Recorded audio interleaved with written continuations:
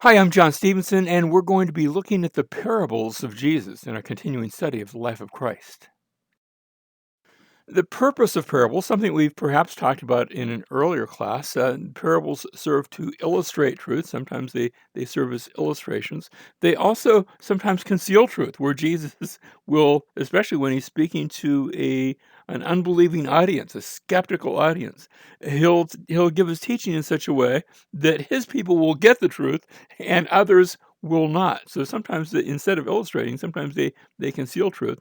One example I've seen where Matthew chapter 13 and verse 10, the disciples came to him and they say, "Why do you speak to them in parables?" Because what happened in Matthew 13, Jesus begins to use parables, and at least Matthew doesn't record that he had been doing this earlier than this. So why this switch? Why are you speaking to them in parables? Jesus answered them, "To you it has been granted to know the mysteries of the kingdom of heaven, but to them it has not been granted." And so he's speaking so that some can hear and understand and benefit, and others will not. It will be a closed book to others. I think parables sometimes are also given to what I call fly under the radar.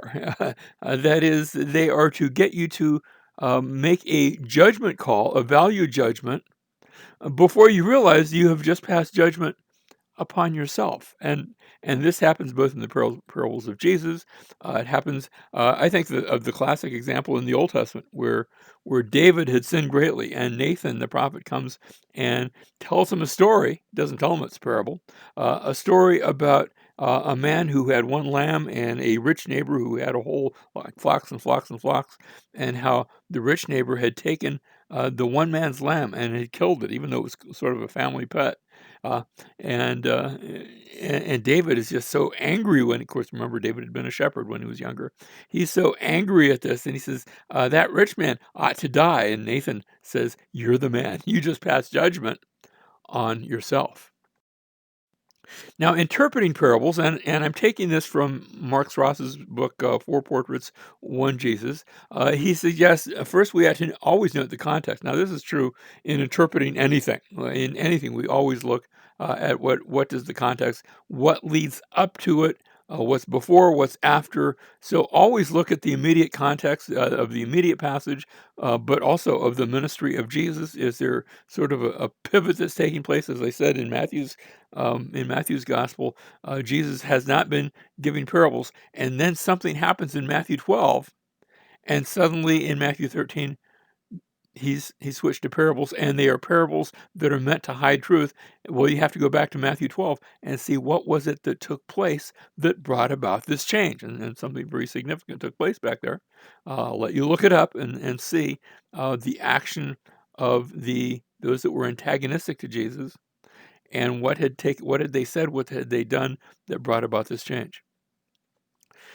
We can also see the context of the kingdom focus of Jesus, where sometimes there's something where there's a new idea being formulated, and now the parable comes forth. In fact, we just read about Jesus' words regarding the mysteries of the kingdom. Now, that term "mysteries" talks about the idea, not well. I guess you could say it's sort of mysterious, but the bigger idea is that this is something that really hadn't been revealed, is now being revealed in either a new way or a new manner, um, and it has to do with the kingdom. We also ought to notice the context of the readers of that gospel account. Never forget that each gospel account is written to a different audience, and it's supposed to have an impact upon that audience. So consider the audience, consider how they are going to hear the story, and consider what they are supposed to do with it. You see, there are times where Jesus is speaking to his audience. His audience hadn't seen the cross yet, but it is being written for our benefit, and we have seen the cross. So it's written for our benefit, for our understanding. And so, in a sense, you actually have two audiences. You have the original audience to whom Jesus was speaking the words, but then you have the original audience to whom the author of that gospel account is writing the words, and that can be a completely different audience. So we ought to take that into account as well. We should also note the cultural, historical, and literary background of the parables. So we have to immerse ourselves in the culture to understand the culture in which they lived. It's not a 21st century culture. It's an ancient culture. It's referring to historical things, and sometimes there's historical references in the parables. In fact, sometimes a parable has as its background the Old Testament, where there are times where Jesus will take a story from the Old Testament and will apply it to his day. Now, remember, the Old Testament had been completed 400 years before Jesus comes along, and most of it had been written considerably before that. And this was the Bible that the Jewish people had. So they're going to recognize the stories and their origins, and they're going to get that as part of the background for the parables. So we have Old Testament allusions. I think one place we have this, I've remarked on this back when we were looking through the Gospel of Luke, that in the parable of the Good Samaritan, that there's actually a story back in Second Chronicles about how Judah and the northern kingdom of Israel had gone to war, and the northern kingdom of Israel had beaten up Judah really bad, had taken a number of their people into captivity, and as they were pondering what to do with all these captives, are we going to make them slaves, or are we going to further humiliate them, that a prophet comes up and says, no, they're really your brothers. Send them back home. And they bind their wounds and send them, of all places, to Jericho. Now, remember in the Good Samaritan, somebody's on his way to Jericho, and he gets beaten up really bad. Where here's a picture of these beaten up people being their beating, their wounds being cared for by Israel, by the northern kingdom of Israel, by the part of Israel that would become Samaria. I want you to see the connection. And then they're sent to Jericho and finally restored and able to go back home. And so perhaps there's an Old Testament allusion this behind the scenes as Jesus tells that story and then applies it to his day. You see, he's modernizing the story and making it applicable to his own hearers. Now, we also ought to look for the primary point of the parable. Sometimes a parable will have a number of points, but usually, I would say almost always, there's one big idea. And so look for the big idea. It's okay to see the smaller ideas. There might be a few of those, and that's all right. But look for the primary point. Realize that they are parables rather than allegories. Now, an allegory will take each point and make a detail of it. Parables don't necessarily do that. So that, for example, if you're looking at the parable, again, we'll take the parable of the Good Samaritan as an example. You say, well, what does the Levite represent? Or what does the priest represent? Or what does the innkeeper represent? And there have been interpreters that have asked those questions and tried to answer them, I think with a little bit of a fondness of Origen, one of the early church fathers. And he goes through the parable of the Good Samaritan, and he assigns meaning to each and every aspect. Even the coins that the Samaritan gives to the innkeeper have some sort of reference to, I forget if he says they're the Gospels or items in the faith or something like that. That works in an allegory. That's not necessarily the case in a parable. These are not allegories, these are parables. And so a parable is an illustration used to make sometimes several, but usually one major point of truth. Whereas an allegory is a story in which each part or character represents something or someone else in real life. And so you have a difference between parables versus allegories. Now, you have and they're recorded both in Matthew and also in Mark and in Luke, the parable of the sower. Now, Matthew has all of these. Matthew has the parable of the sower, the parable of the wheat. Sometimes we call this the wheat and the tares, or the wheat and the weeds. The parable of the mustard seed, the parable of leaven, where the kingdom of heaven, and each of these is described as a kingdom parable, where the kingdom of heaven is described as leaven. That's this bit of yeast that you put into a loaf of bread, but then as you bake the bread, the leaven causes the entire loaf of bread to rise. And so you have these four parables given, and in all four parables, there's something that's planted, I should say. Notice the sower sows seed, wheats, there are wheat seeds that are sown. You have a mustard seed. You have a little bit of leaven that is planted into the piece of bread. In all four parables, there's growth and there's transformation. The sower sows, and as a result, the plants begin to grow. The wheat, both the wheat and the weeds are sown, and they each begin to grow. Wheat is good, and the weeds are not good. In the mustard seed, the seed is put into the ground, and it transforms into a tree. The leaven is put into the bread, and it transforms the entire bread. So in each case, something's planted, something grows. There is a realization of the result at the end of the season of growth. You can't see it initially. When the sower drops the seed into the ground, at first you don't see anything. It's just a seed. But then in its season, as time passes, it begins to grow, and now you begin to see these different crops. Sometimes there's no growth, and sometimes there's a little bit of growth, and then it's hindered by either good things as represented by the thorns, or bad things as represented by the stony soil, or sometimes there's growth and fruitfulness. Or the wheat and the weeds, they both begin to grow up, not immediately, but in the season of growth, you begin to say, wait a second, instead of good crops here, there's good crops mixed with weeds. Or the mustard seed, you put it into the ground, but it has to grow before the big tree comes up. It takes time. And even with leaven, you put it into the bread, it has to go into the oven and be baked before you see the growth. Now let's start with the parable of the sower. In the parable of the sower, the elements that are given, you have the sower, and we're told that this is the one who sows the word. Jesus is actually sort of he's describing himself with this. You have the seed. This is the word of God, the message of Jesus. He's speaking that word. Of course, they have the scriptures, but he's explaining those scriptures. And notice, the sower is the same. The seed is the same in each case. What is different is the soil. And the soil are the hearts of people. And depending upon their hearts, that same seed produces a different result. The seed is the same, the sower is the same, but the soil is different in each case. As the parable begins, Jesus is going to speak about 4 different kinds of seed. The first seed, it starts off where the sower sows. It's beside the road. The road's where that place where everything gets trampled on, and because it gets trampled on, the seed never gets down into the ground.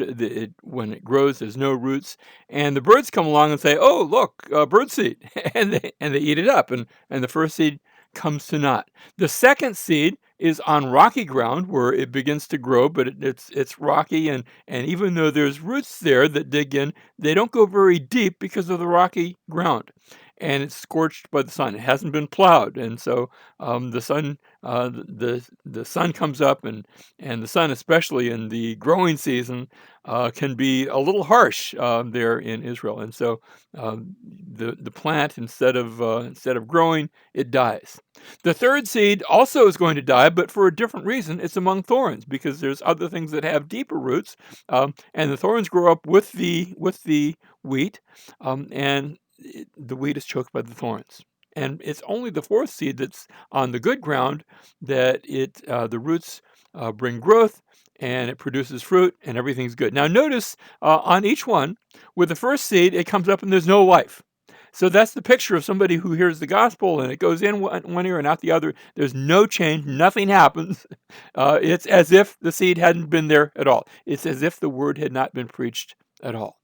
In the second and in the third seed, in both of these, there is a brief time when it looks like there's going to be life, where there's temporary life, where it comes and either it's scorched by the sun, that is, the rocky ground represents those difficulties in life, and the difficulties in life drive out the truth and drive out the spiritual life. Or among the thorns, you'd say, well, isn't a thorn difficulty? No, Jesus actually explains the thorns are the pleasures, those other concerns of life, but not necessarily the bad things, sometimes even the good things.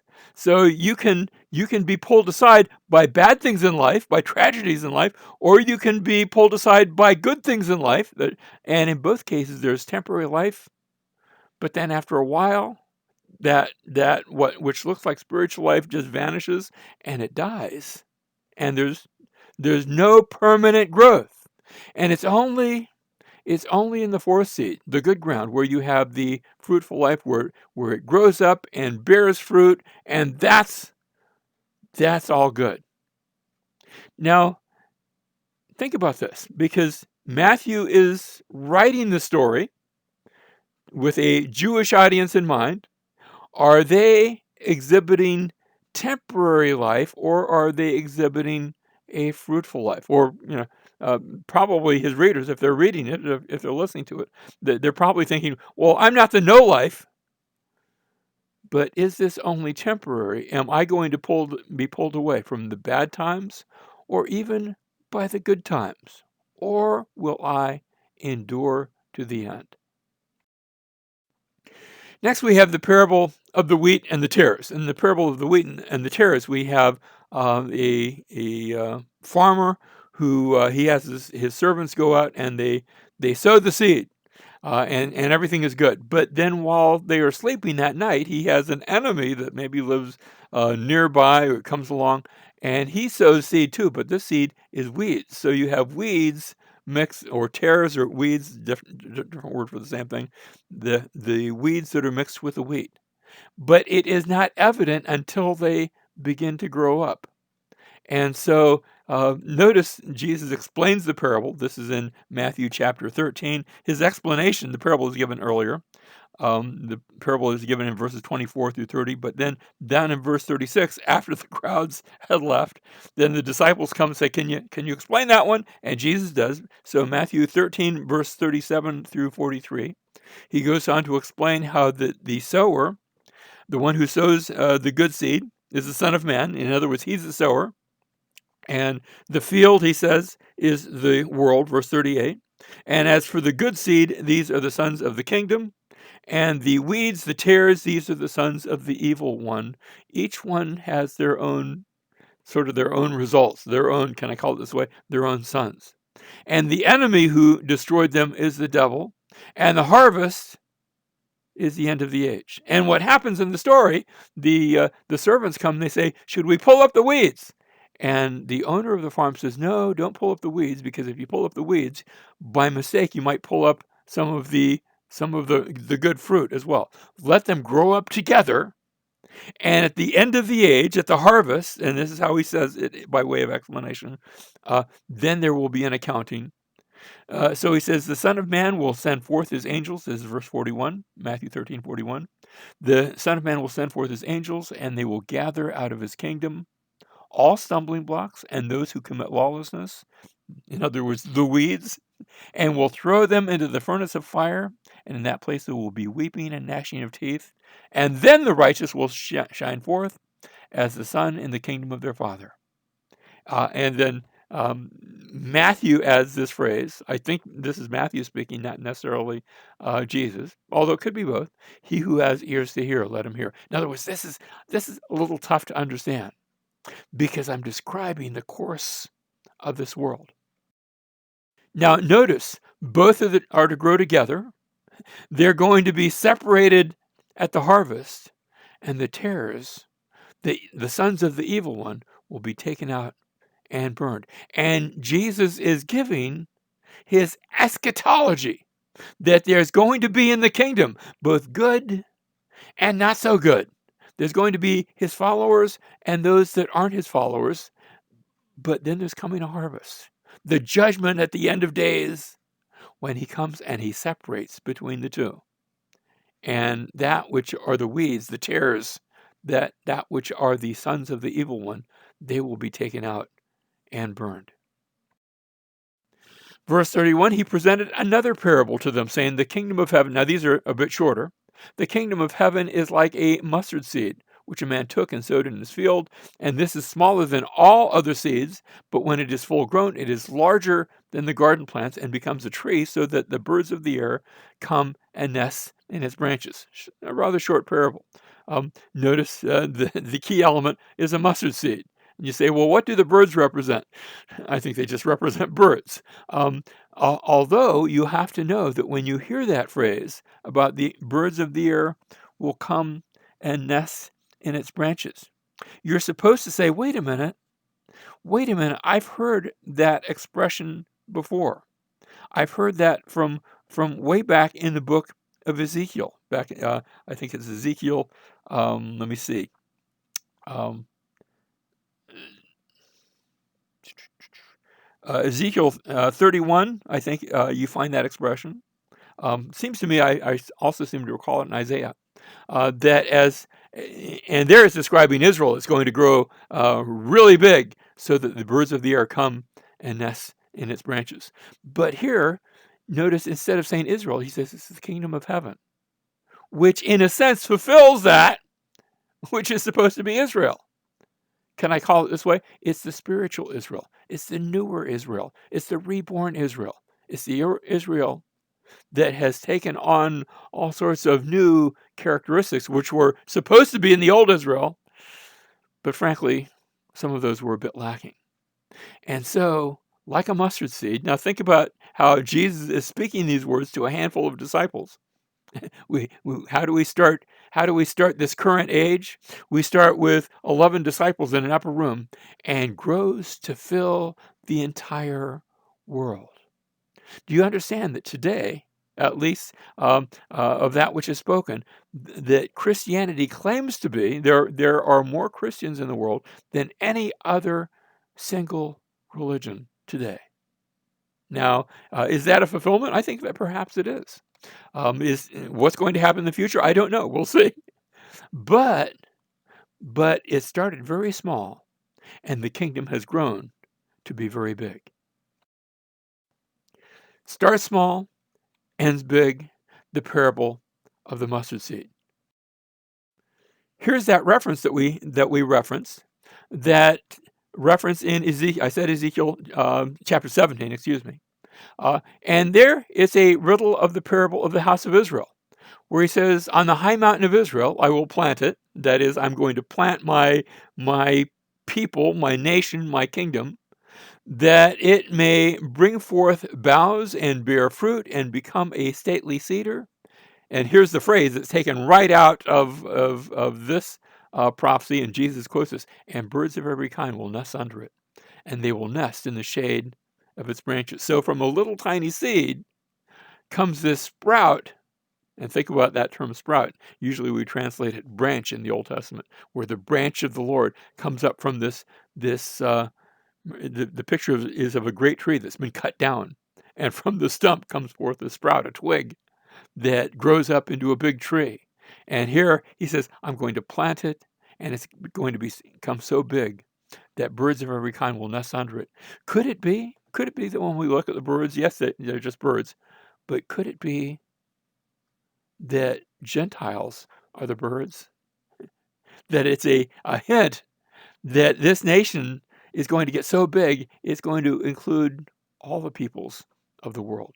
Jews, Gentiles, slave, free, men, women, and yes, even Scythian and barbarian, all sorts of people. And this is described as the riddle of the house of Israel, where Israel is likened to a vine that has been uprooted, and yet it's going to be replanted, and it is going to grow. And that's the question. That's why Ezekiel describes it as a riddle. Will it grow or not? And Jesus comes 500 plus years later and says, yes, it's going to grow. Well, at least insofar as he's concerned. As Ezekiel asks the question, will it grow? He's asking the question, and you're supposed to answer it. That depends upon you. Are you going to grow? Are you going to meet it in faith and respond in faith? Are you going to be that good ground that causes it to grow? And God promises to plant his tender twig. His tender twig is Israel, is Jesus. You say, which is it? And the answer is yes, it's both. That he is the newer Israel that is planted, that becomes a great tree. Matthew 13, verse 33. He spoke another parable to them. And here's this other parable. The kingdom of heaven is like leaven, which a woman took and hid in 3 pecks of flour until it was all leavened. Now, we're used to seeing in the Old Testament, usually leaven is described, it's described as an influence, but in the Old Testament, it's usually a negative influence. And I say usually because I think there might be exceptions to that. You weren't sinning if you ate leaven, but there were times of the year where you were supposed to go through your house and remove all leaven. Now, after that, you could bring it back in, but at least for a time there was to be no leaven because it pictured the wrong influence of the pagan religious systems, like back in Egypt. They were supposed to leave Egypt, and they were supposed to leave all the paganism parts, the influence parts, behind. And likewise, the kingdom is, notice how now, in this case, the kingdom of heaven is like leaven. Well, is that bad or is that good? Is that bad influence? No, I think this is actually describing it as good influence. The kingdom of heaven is like leaven, not like the bread in which leaven is placed, but like the leaven itself, in which it is planted into the bread, and it grows to influence the entire loaf of bread. And now, how does that picture the kingdom? The kingdom is planted into the earth, into the world, and it grows to influence people all throughout the world. As I said before, 11 disciples with Jesus in an upper room has expanded to become the largest world religion today. Is it going to be that in the future? I don't know. We'll see. But in the meantime, it has done that. That has taken place in a very real way. Verse 44, this is still in Matthew 13. The kingdom of heaven is like a treasure hidden in the field, which a man found and hid again. And from joy over it, he goes and sells all that he has and buys the field. In other words, he finds a treasure that's in the field, and he says, man, the field might be expensive, but the treasure outweighs the cost of the field. So I'm going to sell everything that I have. I'm going to buy the field, and then I'm going to have a great deal more riches. And the picture is how valuable is the kingdom, that you want to get it at any price because its value exceeds anything you will put aside from your life to acquire the kingdom. And so here's the point, don't let anything stand in your way of acquiring the kingdom. Whether it's money or relationships or whatever it is, don't let it hinder you from your walk with the Lord. Again, verse 45, again, the kingdom of heaven is like a merchant seeking fine pearls. Now, this is very similar to the last one. And upon finding one pearl of great price, he went and sold. Notice, in both cases, they sell all that he had and bought it because the kingdom is valuable. Now, when it says the kingdom of heaven is like a merchant seeking fine pearls, it doesn't mean he's a haggler. Doesn't mean that it's round or found in an oyster. The point is it's great value, that it is so valuable that you do whatever you can do to get it because you will not have lost anything. What you will have done is you will have gained that which is of most value of all. Same point that we had in the previous parable. Again, and notice how he says again in each one, again, the kingdom of heaven is like a dragnet cast into the sea and gathering of every kind. The idea is they're gathering fish. And when it was filled, they drew it up on the beach, and they sat down and gathered the good fish into containers, but the bad they threw away. So in this case, the kingdom, and this reminds us of the parable of the wheat and the tares, similar idea in that there is a gathering, there is a harvest, and that which is harvest is both that which you do want and that's that which you don't want, both the good and the bad, and then there is a separation between the two, and that which is undesirable is thrown away. Just because you're in church does not make you good seed. It's a good place to start. I'm not saying don't go to church, but you can have within a church, you can have the good and the bad, the good fish and the bad fish, the wheat and the tares. There will come a time when there is eventually a harvest and a separation, a judgment between the two. And so Jesus explains, verse 49, so it will be at the end of the age, the angels will come forth and take out the wicked from among the righteous and will throw them into the furnace of fire, and in that place there will be weeping and gnashing of teeth. check your heart now. Are you aligned with Jesus? Are you in tune with the gospel? Have you trusted him as your Lord and Savior? Or is there real spiritual life within you? And if not, go back to the cross. Go back to the one who saved you, who look at him, trust in him as your Lord and as your Savior. And I would suggest ask him to give you. And, there's an Old Testament prayer in Psalm 51, create in me a clean heart. And I think it's a prayer you can pray as you look to the cross and the one who died in your place. Verse 51, have you understood all these things, Jesus says. And they said to him, yes. And Jesus said to them, well, therefore, every scribe who has become a disciple of the kingdom of heaven is like a head of a household who brings out of his treasure things new and old. That is, there is teaching of Jesus in these parables. There are some of it that are taken, that are timeless, that are taken from the Old Testament, and yet he's given new teaching as well, so that we have both old and new as we come to the parables.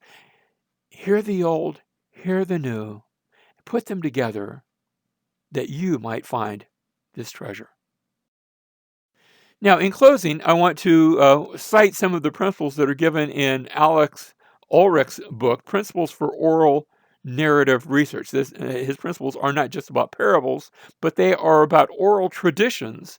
And we ought to remember that even though the four Gospels, Matthew, Mark, Luke, and John, are written, they are written to be read because most people couldn't read. And so these are, in a sense, oral traditions that are passed down to us. They're passed down to us in writing, but you're supposed to not just read them, but also to hear them. Now, the first of these principles is the law of opening and closing. And we already said, look at the context. Look what brings the story about. Look at how it starts, and look at how it ends. And folk narrative does not usually begin with sudden action. It usually does not end abruptly. Think about how the parables do. The big action usually takes place in the middle of the parable. There's a lead into it, it's sort of maybe what we would call almost a date, and there's a lead out of it, and the action somewhere in the messy middle. Secondly, the law of repetition, where events are repeated often 3 times. Think about the case of the Good Samaritan, where the man who goes down to Jericho, he's beset upon by robbers, and he's there, and he's hurt, and perhaps even on the point of death. And 3 different times, people come by. There's the priest, the Levite, and finally the Good Samaritan himself. So events are often repeated. And often it takes place 3 times. We do this oftentimes when we'll tell a joke. We'll tell a joke about how a priest, a Baptist minister, and a rabbi go into a bar. And you say, well, you could have just done that with 1 person or 2, but it was a bit more striking to do it with 3. And what we're doing is we're echoing the same idea of folk narrative. Next, we have the laws of 3. This is connected to what we just saw on repetition, where things often come in 3s, sets of 3s. We see this. I suppose it could be more. I suppose it could be less, but oftentimes it's in 3s. And also, but in that also we have the law of 2 to a scene. Even though things come in 3s, that each scene only has 2 speaking characters. Now, I cannot think, off the top of my head at least, of an example of the New Testament, of the parables there, where you have more than 2 people speaking at a time, where one person speaks, a second, and a third. Now, you have this in places, other places in Scripture, not parables, but in parables, usually you have only 2 speaking characters at a time. Finally, the importance of the final position. And I say this one for last. I like to ask the question, this is my rephrasing of this, what's the punchline? You know how when you tell a joke, you can tell a joke, but if you mess up the punchline, now you have to get all the points in order to make it funny. But if you mess up the punchline, you really lost the entire joke. And you were telling the entire joke in order to get to the punchline. The same is true of the parables. You tell the parables to get to the final statement that brings it all together. Now, think here about the parable of the prodigal son. We like to talk about the younger brother who went away and squandered it all and came back and found forgiveness in the arms of the father. And certainly that's a wonderful aspect of the parable. But that's not the big idea. That's not the main point. To see the main point, you have to get to the end of the parable, and that's the parable of the older brother. And the question is asked of him, didn't you have to rejoice at the return of the younger brother? And so really it's a parable of the older prodigal, the older brother. It's a parable asking about his heart and about your own. What is your response when undeserving people get forgiven? And that, your answer to that question will help you to understand if you have been forgiven. It will help you to understand where is your heart. And that's the point of the parable.